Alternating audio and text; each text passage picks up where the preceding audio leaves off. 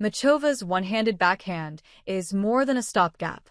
London, when Karolina Muchova stepped onto the courts at Roland Garros 2 weeks ago, ending her latest injury layoff, one element of her game stood out.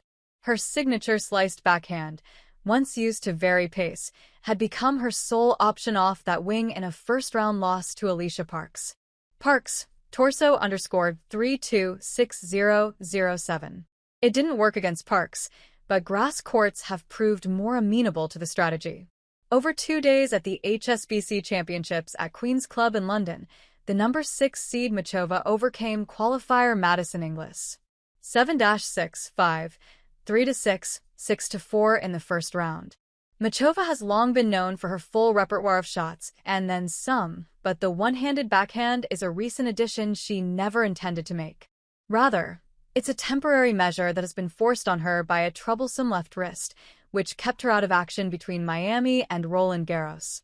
Still in rehab and unable to hit a two-hander, she's forging ahead with the one-hander anyway.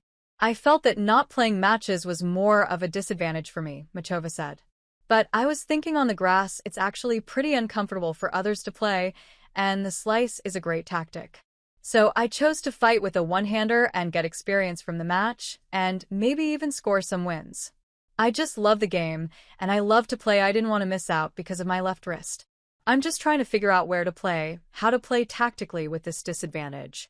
Against Inglis, it's fascinating to watch how Muchova finds ways to compensate while effectively playing with one hand tied behind her back.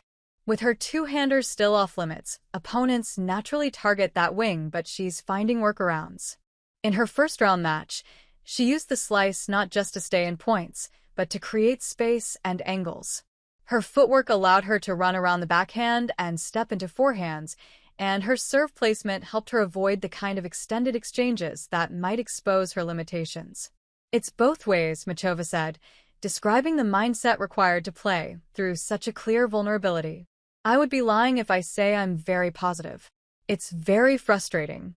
In my head, sometimes it's like, damn, if only I could smash you with two hands now, it would be way easier. But I'm trying to leave that and focus on positive things. Looking into more tactics for sure, the serve, especially on grass. I'm focusing on the placement, on the speed to get players in uncomfortable positions." One of the positive thoughts Muchova has managed to find is that this year is still an improvement on last year. Right wrist surgery sidelined her for 10 months in 2023-24, and there was no hope of hitting a ball as she recovered. Now, at least she's able to play.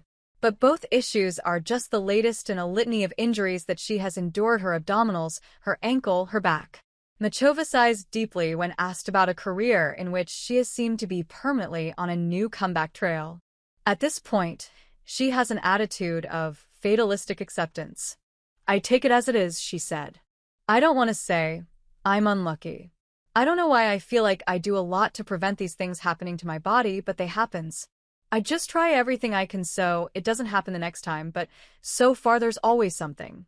Support from friends and family has been crucial, particularly fellow injury-prone compatriots Barbara Krejcikova and Marketa Vondrousova, who know better than anyone what Muchova has gone through.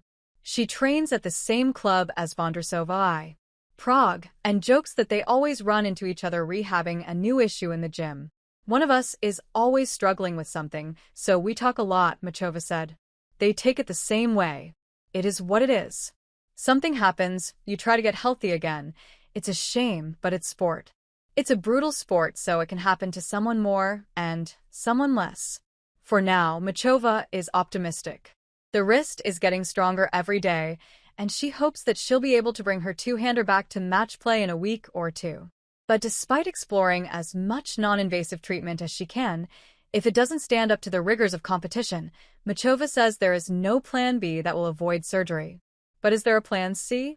Muchova's next opponent at Queen's is Tatjana Maria, the former Wimbledon semi-finalist who famously switched from a two-handed backhand to a one-hander during her first maternity leave. Could Muchova's brilliant hand skills enable her to do the same? It's not on the cards for now, but she has been giving the one-handed drive a go behind closed doors.